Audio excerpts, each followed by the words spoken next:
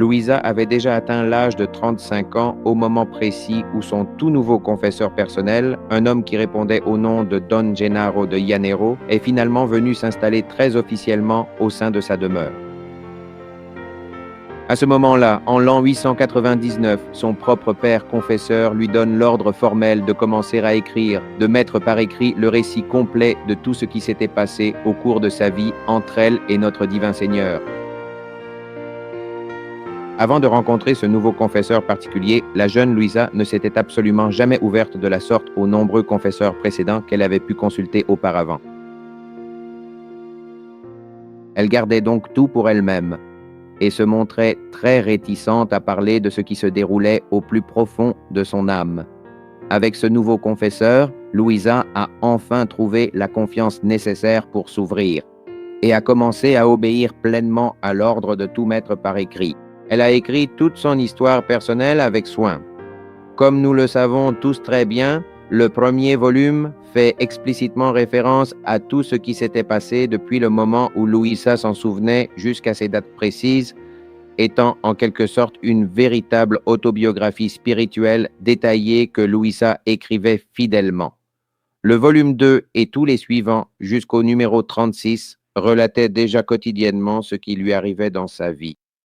À partir de ce moment précis, il ne s'agissait plus du tout d'une simple histoire de ce qui s'était passé il y a 20 ans, mais bel et bien de ce qui lui arrivait désormais au jour le jour dans son quotidien, ou même la veille. Elle se trouvait obligée d'écrire uniquement tout ce qui se déroulait intimement entre Jésus et elle, et c'est un détail extrêmement important, car c'est la partie la plus essentielle de toute cette affaire. Ceux qui ont pris le temps de lire les écrits de Louisa pourront constater qu'elle ne fait que très rarement, voire presque jamais, référence, par exemple, aux nombreuses visites qu'elle a reçues, aux personnes qui sont venues la voir, à ce dont elles ont parlé ensemble, à ce qu'elles ont pu dire, ou encore au temps qu'il faisait dehors. Louisa n'avait pas l'obligation d'écrire à ce sujet. Louisa se trouvait dans l'obligation d'écrire exclusivement ce qui se passait entre Jésus et elle. C'est d'ailleurs elle-même qui nous le précise.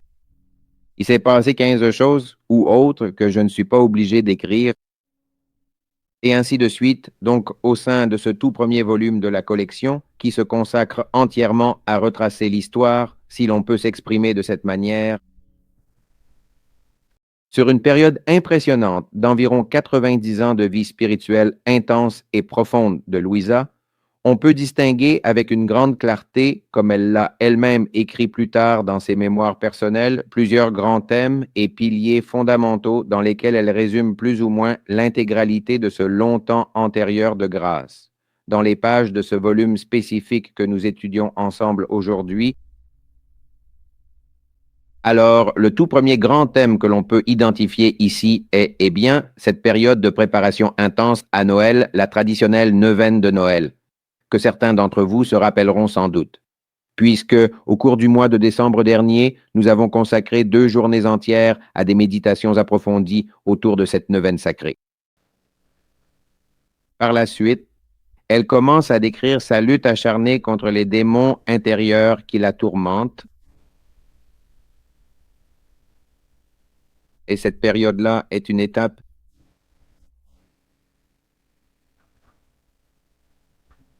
Cette période est une première grande étape de sa vie spirituelle, son histoire, sa vie spirituelle, et cette véritable confrontation avec les démons. Louisa le décrit d'une manière admirable. Pour ceux qui ont déjà eu l'occasion de la lire, elle explique très bien comment elle parvenait à traverser ces luttes spirituelles si intenses contre le démon. Elle précise qu'elle était déjà tout à fait habituée, en premier lieu, à la présence constante de notre Seigneur. Alors, en ressentant ainsi la présence de notre Seigneur à ses côtés, les attaques répétées du démon devenaient sans importance et n'avaient plus aucun grand effet sur elle. Mais il y a un moment où notre Seigneur lui dit lui-même, « Maintenant, je vais te laisser seul, tu ne sentiras plus ma présence, tu vas lutter seul contre les démons. » Et il lui donne quelques recommandations. Restez toujours unis à lui dans la prière et l'humilité. Enfin, il aborde tout un sujet important sur la lutte contre les démons. Ce combat contre les démons est crucial, car d'abord, le démon voulait absolument décourager Louisa, parce que le démon prévoyait. Il avait le sentiment que Louisa servirait fidèlement pour la plus grande gloire de Dieu. Et il faisait absolument tout son possible pour la pousser à pécher, pour la vaincre, pour la décourager, pour la détourner du véritable droit chemin d'un seul mot. Et le démon le pressentait. Il existe par ailleurs un autre chapitre très important où notre Seigneur explique à Louisa que cette promesse solennelle de la Genèse, faite juste après la chute et le péché originel, selon laquelle une femme écrasera ta tête, le démon, depuis ce moment précis, cherchait sans cesse qui pourrait bien être cette femme victorieuse qui lui écraserait la tête.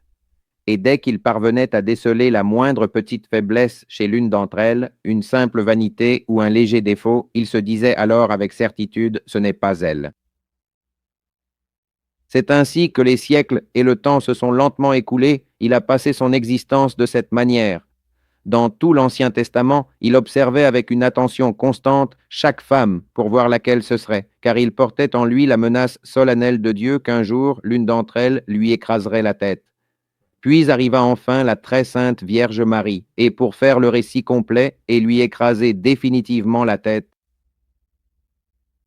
le temps s'écoule inexorablement et le démon lui-même, et c'est ainsi que notre Seigneur le dit, semble être frappé de stupeur en disant, eh bien, voilà, cette reine du ciel est déjà venue, la créature la plus belle, celle à qui je n'ai absolument rien pu faire contre elle, mais je continue avec mon royaume, car malgré la très sainte Vierge et la promesse, nous savons bien que ces 2000 ans, étant encore le règne de la volonté humaine, l'être humain demeure encore le jouet du démon. Alors, que se passe-t-il? Il faut comprendre que le démon, cet esprit malin, malgré la présence de la très sainte Vierge, et comme il sent bien que la mission de lui piétiner la tête, selon la promesse solennelle faite par Dieu et sa menace, ne s'est pas encore totalement accomplie. Il a continué sans relâche à examiner avec une attention malveillante chaque femme, l'une après l'autre, durant ces 2000 dernières années, pour voir laquelle serait celle qui, avec l'instauration glorieuse du règne de la divine volonté, ou dit autrement, en tant que première copie parfaite de cette femme qui écraserait la tête du serpent, serait enfin celle qui aurait la mission sacrée de mener à bien l'accomplissement total de cette menace divine. Et ayant vu Louisa qui était la toute petite fille, parmi elles toutes, il s'est acharné contre elle. En ce qui concerne tous les autres, et soit dit en passant, il les voyait avec les imperfections et les défauts ordinaires que nous avons tous et toutes. Mais, en arrivant à Louisa, quelque chose lui faisait voir que, étant la plus petite, elle était destinée à servir pour la plus grande gloire de Dieu, et craignant que ce soit elle, il déclenche une lutte d'une intensité acharnée et particulièrement féroce comme il ne l'avait encore jamais fait jusqu'ici contre aucune autre femme, car il est convaincu au fond de lui que ce n'est pas d'elle qu'il attend sa propre défaite finale. Alors, si l'on regarde ce contexte particulier, le combat du démon contre Louisa apparaît véritablement comme l'affrontement le plus acharné, qui n'ait jamais été observé jusqu'ici entre le démon et une simple créature. Et notre Seigneur Jésus-Christ permet également et volontairement que Louisa entre dans cette bataille, précisément pour le vaincre. Et il a énoncé solennellement à la fois une promesse et une menace. Qu'une femme viendra écraser ta tête, alors, à partir de ce moment-là, le démon lui-même, d'abord, comme je l'ai expliqué il y a un instant, commence alors sa lutte contre Louisa pour faire la cabale. Bien, alors cette période d'activité spirituelle dure environ 3 années entières, où Notre-Dame la laisse cheminer seule et sans aide avec les démons, et passé ce temps, d'une certaine manière, Louisa finit par vaincre victorieusement le démon. À ce moment-là, sa situation spirituelle commence déjà à se consolider véritablement. Tout comme une amie, pour ainsi dire, véritablement éprouvée. En tant qu'ami de Dieu et dûment approuvé, puis toutes les multiples et diverses luttes suivantes qui surviennent tout au long du parcours de sa vie et qui s'étendent continuellement jusqu'à nos jours, et c'est particulièrement intéressant, visent avant tout à essayer de la faire tomber et à la faire échouer totalement dans son œuvre. Ensuite, il n'avait pas réussi à l'empêcher d'écrire. C'est une deuxième étape, et c'est pourquoi, bien souvent, Louisa a eu des difficultés à écrire, car là aussi le démon la poussait à ne pas écrire. Troisièmement, le démon n'a pas pu y parvenir, car elle a écrit tout ce que Jésus voulait qu'elle écrive, les 36 volumes. Ensuite, quel était le combat du démon contre Louisa? Que ces écrits ne soient lus par personne. Et là, ils vont au Vatican. Et comme ils n'ont jamais été publiés dans ce domaine précis, tous ces écrits restent là, dissimulés dans les archives secrètes du Vatican, et le démon semble dire, comme pour exprimer son amertume, « Bon, je n'ai pas réussi à vaincre Louisa, elle a déjà tout écrit, mais maintenant je les ai bien cachés pour qu'ils restent invisibles pour tout le monde. Maintenant, ces écrits sont publiés. Dans l'ensemble de ces 36 volumes, alors le démon perd de plus en plus de terrain. Il n'a pas fait tomber Louisa, Louisa a écrit et maintenant les écrits lui sont déjà sortis. Alors maintenant, la lutte est contre nous pour que nous ne les voyions pas, pour que nous ne leur prêtions pas attention, pour que nous ne leur donnions pas d'importance, ni pour nous, ni pour le monde en général. Et c'est ici que la bataille commence aussi à être perdue pour lui. Parce qu'il y a beaucoup de personnes qui s'intéressent déjà vivement à les lire et qui parviennent à surmonter les nombreuses difficultés même au plus profond de nous-mêmes, dans cette bataille constante que nous devons mener pour vouloir mourir à notre propre volonté, face à l'esprit du mal qui cherche à nous tenter pour que nous ne fassions pas ce pas décisif et que nous mettions de côté les écrits précieux de Louisa. Mais même dans ce domaine, il est en train de perdre, et dans sa dernière défense, son dernier bastion, que nous ne les voyions pas, que nous ne les mettions pas en pratique dans notre vie. Eh bien, ceci ne représente que la première partie de l'histoire de ce combat acharné mené par Louisa contre les démons, une lutte qui continue de se manifester sous diverses formes jusqu'à notre époque actuelle. Et il est fort probable que nous aurons l'occasion de découvrir encore certaines choses et secrets au sein de ce jeu tout au long de notre progression. Du démon qui veut empêcher par tous les moyens possibles que ses écrits voient le jour, car avec eux, il a définitivement perdu son royaume, qu'il avait acquis lorsque l'homme, au paradis, nous le savons déjà, en s'écartant de la volonté divine, a laissé totalement libre cours à la volonté humaine, devenant ainsi le malheureux jouet du démon. Et avec ses écrits, l'homme revient au tout premier point de départ d'où il était parti. Et la défaite du démon est donc scellée, absolue. Lui-même s'enfermera dans les profondeurs les plus sombres et les plus obscures des enfers face à la sainteté de la très sainte et divine volonté agissant dans nos âmes. Il s'enfermera tout seul car cette divine volonté agissant en nous constitue pour lui son propre enfer. Son enfer s'aggrave de plus en plus, en voyant que ce qu'il déteste par-dessus tout, c'est-à-dire la sainte volonté de Dieu, elle devient la vie de chacun de nous et accomplit des merveilles divines, immenses, infinies, éternelles, et tous les qualificatifs les plus sublimes qu'il faut attribuer au divin, et cela forme pour lui un enfer redoublé et insupportable. Bien, ce serait là cet aspect du combat avec le démon.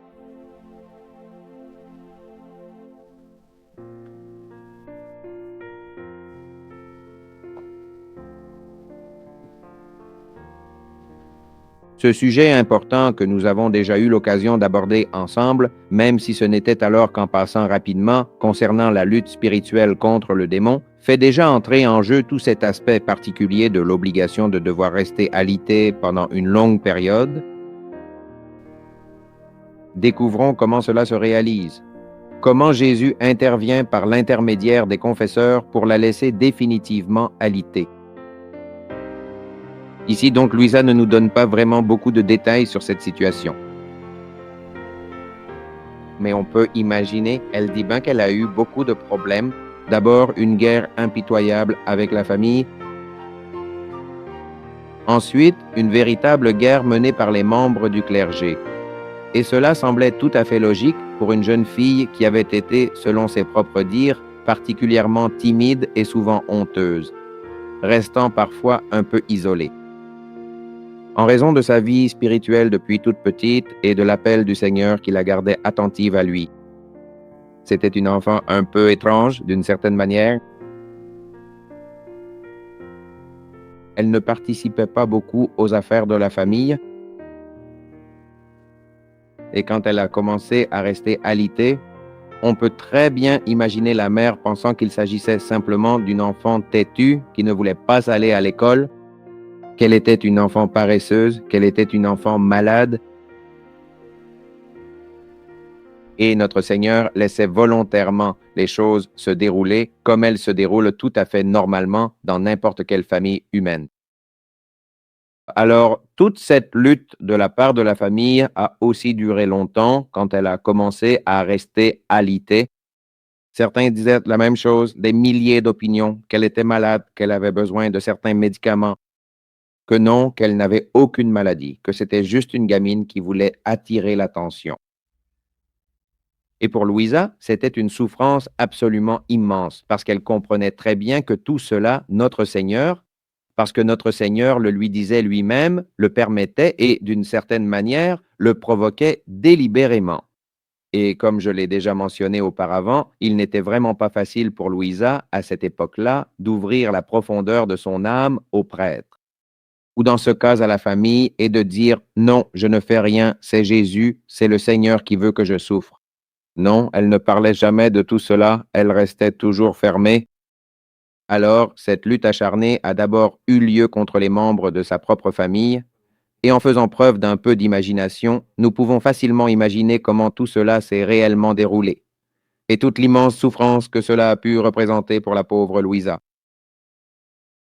Ensuite, une autre étape est arrivée, la guerre de la part des prêtres, car lorsque les médecins n'ont pas suffi, d'une certaine manière, on faisait alors appel aux prêtres, et le résultat était le même. Certains disaient qu'elle était une rêveuse, qu'elle était une... Toutes ces sortes d'opinions qui peuvent surgir, jusqu'à ce que Louisa commence à tomber non seulement alitée, mais aussi dans son état habituel de perte de connaissance. Et là, la famille ainsi que les prêtres se sont beaucoup inquiétés, car ils n'arrivaient pas du tout à comprendre que c'était quelque chose qui venait du ciel, que c'était une chose de notre Seigneur, que c'était une affaire de vie spirituelle profonde, jusqu'à ce qu'un jour, l'un des prêtres vienne la bénir, et d'une certaine manière, Louisa reprit vie, elle revint à elle-même. Et alors, ils ont commencé à découvrir que cela pouvait vraiment être une manifestation véritablement surnaturelle.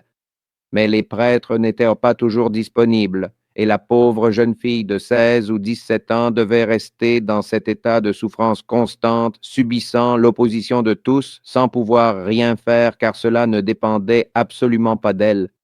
Elle reconnaît toujours que ce fait de sortir d'elle-même, c'était Jésus qui l'appelait ou qui l'attirait de différentes manières subtiles. Ce n'est pas de sa propre volonté ni d'entrer ni de sortir de cet état mystérieux. Alors les membres du clergé et les prêtres locaux, la difficulté était qu'ils devaient aller la réveiller tous les jours. Et pareillement, imaginez la profonde souffrance de Louisa et cette souffrance de devoir avoir besoin du confesseur chaque jour pour revenir pleinement à elle-même. Cette souffrance a duré pendant de très longues années. Durant presque toute sa vie, cela a représenté l'une des souffrances les plus lourdes et pénibles que Louisa ait eu à porter. L'obligation de solliciter le prêtre pour qu'il vienne pratiquement tous les jours chez elle afin de la réveiller de son profond état d'extase mystique. Plusieurs fois, elle l'a demandé à notre Seigneur qu'elle serait prête à tout souffrir, mais que notre Seigneur lui-même la délivre de cet état, de perdre connaissance et des souffrances qu'elle endurait pendant ces moments-là, qu'elle le ferait volontiers, à condition que ce soit Jésus qui la mette dans cet état et que Jésus lui-même la délivre. Et Jésus a toujours refusé cela, il a toujours dit non. Cela doit impérativement se faire par l'intermédiaire sacré de votre confesseur, car l'obéissance entrera aussi en toi comme un véritable bourreau qui fait de toi la victime.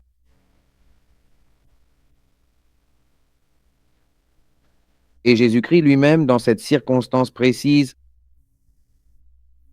vertu qui lui était si chère et qui fut l'une des premières qu'il inculqua à Louisa, l'obéissance au confesseur. Jésus lui-même se soumettait à l'obéissance du confesseur. Ainsi, si le confesseur donnait à Louisa l'obéissance de souffrir, notre Seigneur la faisait souffrir.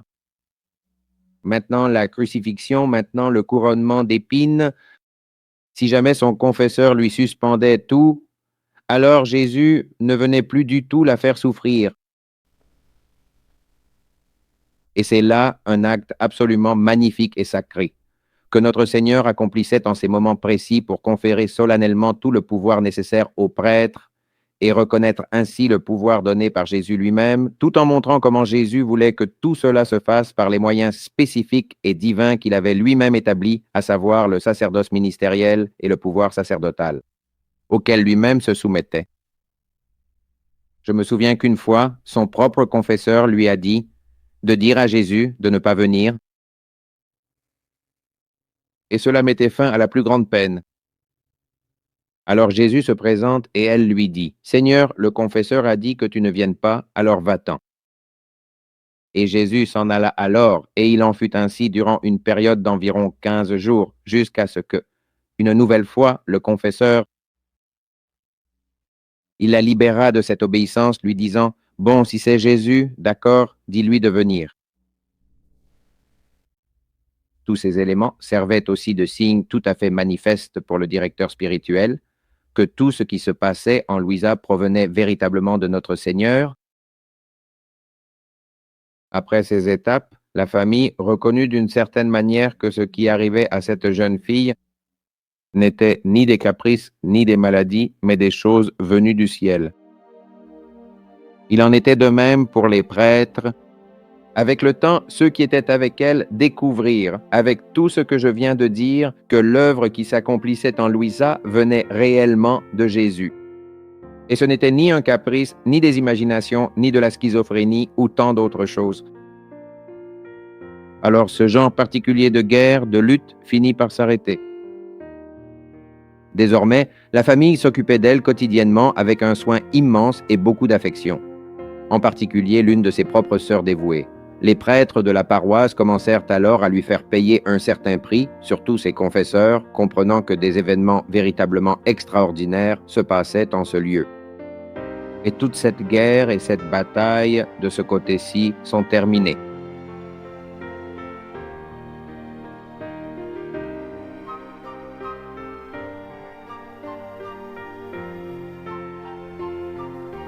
À l'heure actuelle, nombreuses sont les âmes qui souhaitent jouir de la vie éternelle.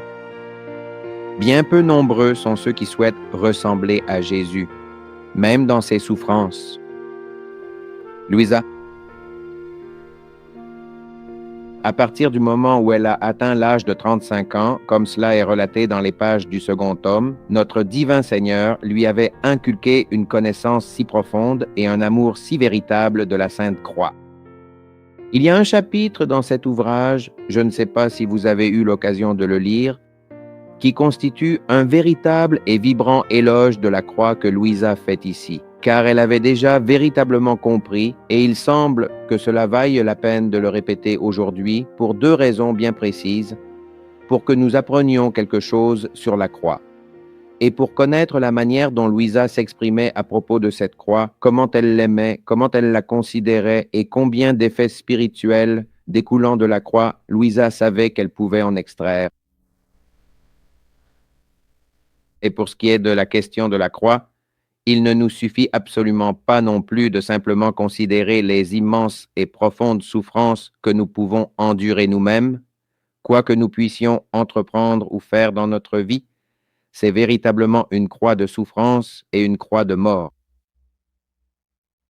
À chaque petit acte que nous accomplissons dans la divine volonté, chaque acte que nous avons l'intention d'accomplir dans la divine volonté, c'est déposer humblement notre propre volonté sur la croix et la faire mourir à elle-même, pour la laisser ensuite ressusciter glorieusement dans la divine.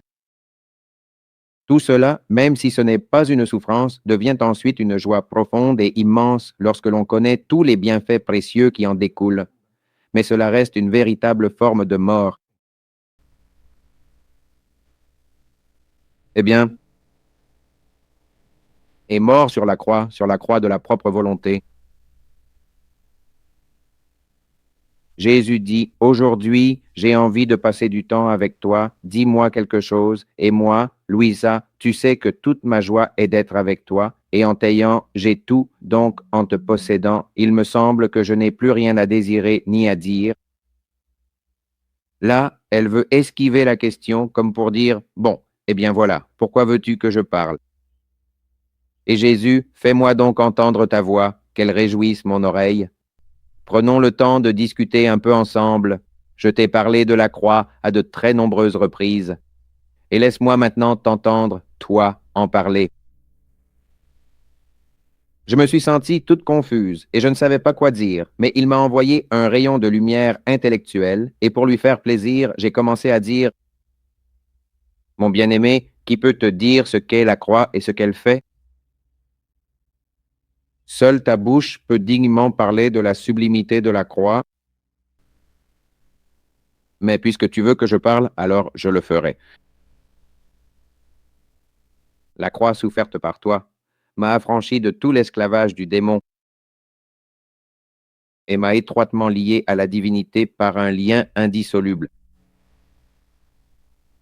Grâce à l'effet de la passion, les conséquences de la passion de notre Seigneur nous a délivrés de l'esclavage du démon et nous a pleinement revêtus de la divinité par un lien éternel et indissoluble.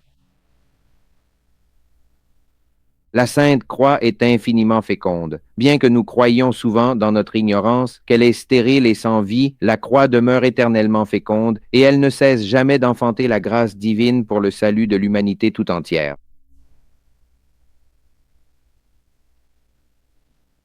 La Sainte Croix, comme une mère, nous apporte la grâce. La croix est une véritable lumière qui me détrompe sur le temporel et me révèle l'éternel. Nous restons profondément attachés aux réalités matérielles de cette terre, ainsi qu'aux préoccupations purement temporelles. La croix nous libère de l'illusion des choses temporelles, et elle nous fait vraiment devoir aux choses éternelles si nous voulons la vivre comme Jésus lui-même l'a vécue. Toute croix que notre Seigneur nous envoie, qu'il s'agisse de souffrance, de la pauvreté, de difficultés ou de contrariétés quotidiennes, combien de gens y a-t-il en ce moment même, par exemple, qui se retrouvent sans aucun travail?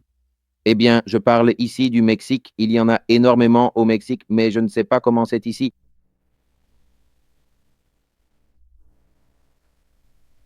Eh bien, puisque nous sommes si semblables, il arrivera la même chose. Alors, cette lourde croix de désillusion, ce moment difficile où tant de personnes se retrouvent soudainement sans travail et doivent renoncer à tout, quittant ainsi une vie plus ou moins luxueuse et confortable pour devoir se restreindre à une existence beaucoup plus simple, si elles savent vraiment la vivre, c'est une croix nécessaire qui doit agir profondément sur elles. Elle les détrompe totalement sur les illusions du monde temporel et leur révèle enfin la véritable splendeur de l'Éternel. Ce n'est pas celui qui est capable de la vivre qui en retire ce fruit, mais celui qui ne sait pas la vivre parce qu'il n'aime pas cette croix. Il blasphémera peut-être, est-ce que j'exagère en disant cela? Il blasphémera et dira, pourquoi est-ce que cela m'arrive? Je me retrouve sans travail et il voudra à tout prix maintenir son niveau de vie actuel. Il s'endetterait lourdement et les problèmes continueraient, les découvertes et tout cela. Mais celui qui se détrompe par la Sainte Croix de ce qui est purement temporel et à qui elle révèle enfin l'Éternel, la croix lui a fait ce miracle. Si nous savons la vivre en union avec notre Seigneur pour en tirer cet effet salvateur. La croix est un feu et tout ce qui n'est pas de Dieu, elle le réduit en cendres. Jusqu'à débarrasser entièrement mon cœur du plus petit brin d'herbe qui pourrait encore y subsister. Cette démarche spirituelle nous conduit ainsi à la même chose, à un anéantissement complet de nous-mêmes, c'est-à-dire de notre propre volonté, en ôtant progressivement de notre cœur tout ce qui n'est pas Dieu, afin de laisser toute la place pour y installer Dieu lui-même. La croix est une monnaie d'une valeur inestimable. Et si j'ai, ô mon époux saint, la chance de la posséder, je m'appliquerai à m'enrichir sans cesse de ces monnaies éternelles et divines jusqu'à devenir la personne la plus riche au sein du royaume du paradis. Car la seule monnaie qui possède une valeur réelle au ciel est la croix patiemment soufferte ici-bas sur la terre.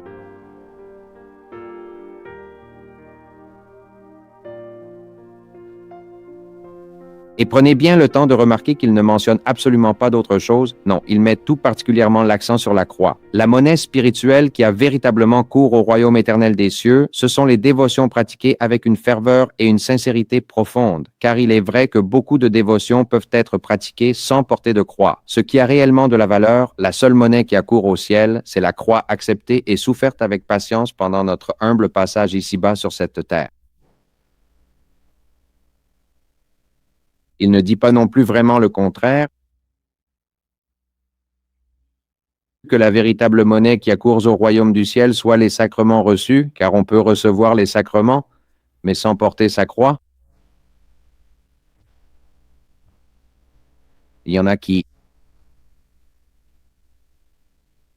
ils s'y rendent, reçoivent indignement le sacrement et continuent malheureusement à mal vivre. Là, il n'y a pas de croix. Même s'il y a un sacrement, c'est pourquoi cela ne correspond pas du tout à ce qui accourt au ciel. En revanche, toute personne qui reçoit les sacrements et mène une vie de grâce, et nous le verrons un peu plus tard dans la divine volonté, là, en plus du sacrement, il y a la croix. Et c'est cette croix enrichie par le sacrement, cette croix est la monnaie qui accourt au ciel. La croix me fait me connaître davantage moi-même. Et pas seulement cela, mais elle me donne la connaissance de Dieu. Regardez bien, la croix me fait vraiment me connaître moi-même.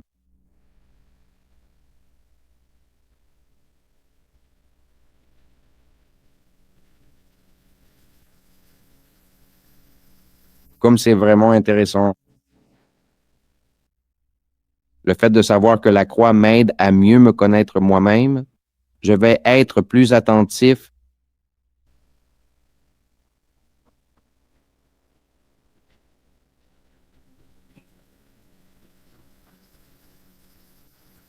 à un hymne céleste écrit par Marino Akumada.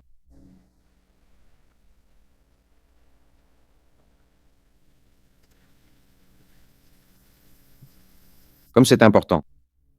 Combien de fois avons-nous pensé que la croix nous fait nous connaître nous-mêmes?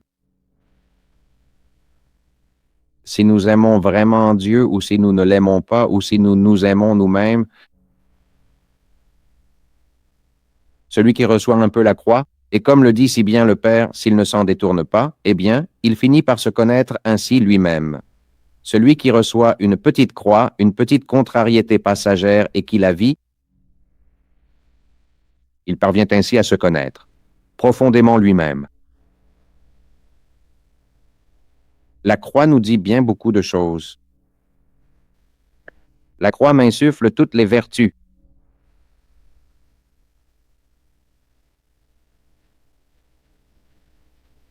Sans croix, il n'y a pas de vertu. La croix est la noble chair de l'immense sagesse incréée. Le Seigneur Dieu, remarquez bien ceci, a lui-même conçu la Sainte Croix comme une véritable chaire magistrale pour nous enseigner une leçon. Et que voulait-il nous enseigner?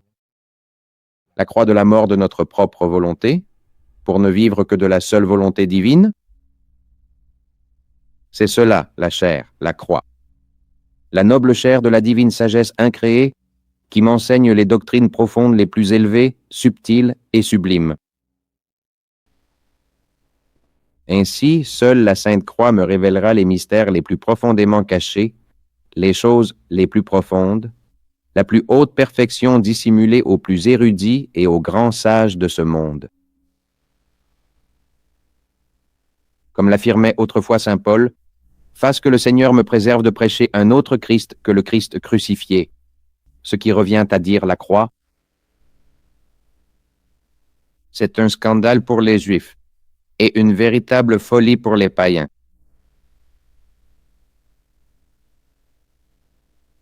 Cette sainte croix est comme une eau précieuse et aromatique qui me purifie. Et pas seulement car elle m'apporte également la nourriture nécessaire pour les vertus.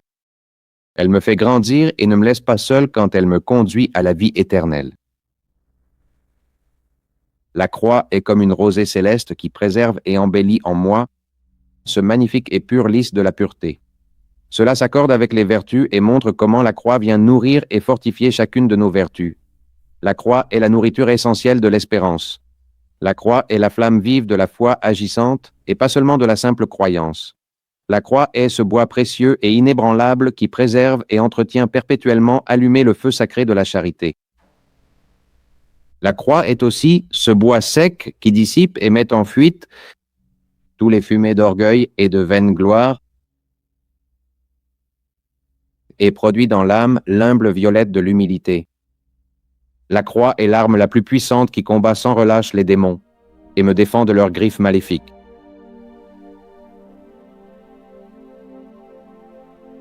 Ainsi, l'âme qui possède la croix est à envier et à admirer par les anges et les saints, et elle est rage et colère pour les démons. La croix est mon paradis sur la terre.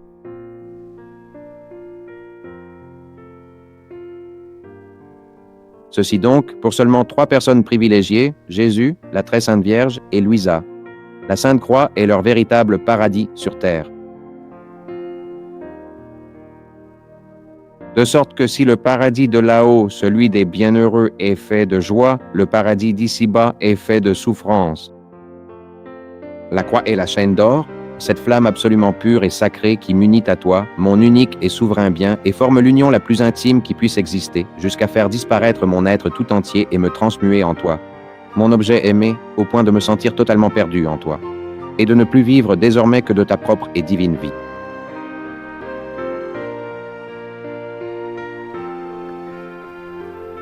Après que j'eus dit cela, mon amour Jésus, en m'écoutant, était tout réjoui. Et soudainement, emporté par un élan d'amour, il m'embrassa tout entière et me dit « Bravo, bravo, ma chère fille, tu as vraiment bien parlé. » Sachez que mon amour est tel un feu ardent, mais pas comme le feu terrestre qui, là où il pénètre, laisse derrière lui une terre stérile et réduit tout en cendres. Mon feu à moi est fécond et ne vient consumer et rendre stérile que ce qui est dépourvu de toute vertu. Mais à tout le reste, il donne la vie et fait germiner les plus belles fleurs, permettant de faire mûrir et produire les fruits les plus exquis, et transforme l'âme en le plus délicieux des jardins célestes. La croix est extrêmement puissante, et je lui ai communiqué tant de grâce que je l'ai rendue bien plus efficace et salvatrice que les sacrements eux-mêmes. La croix est très puissante, et je lui ai confié tant de grâce que je l'ai rendue plus efficace que les sacrements eux-mêmes. Et cela parce que pour recevoir le sacrement de mon corps, il faut les dispositions et le libre concours de l'âme pour ainsi recevoir mes grâces, lesquelles peuvent souvent manquer. En revanche, ma croix a la vertu de disposer l'âme à la grâce.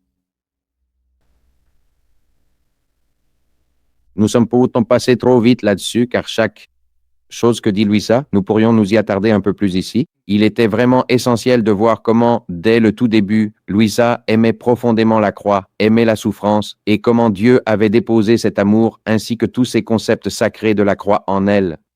Tout cela était fait afin qu'elle puisse, sur ce terrain solide, construire ensuite tout ce qu'il lui aurait enseigné concernant sa volonté divine opérant au cœur de la créature. Et nous voyons comment la Sainte Croix nous dispose, nous aide et nous fait entrer pleinement pour vivre dans la volonté divine. Volonté. Et ce fut une toute autre période de sa vie, plus ou moins claire, qu'elle distingue nettement au travers de ses nombreux écrits personnels. Ensuite, avec l'ensemble de ses concepts spirituels profonds de croix, de participation à la passion et de participation à d'autres peines, pour Louisa, elles étaient, comme elle le dit parfois elle-même, eh bien profondément douces et apaisantes.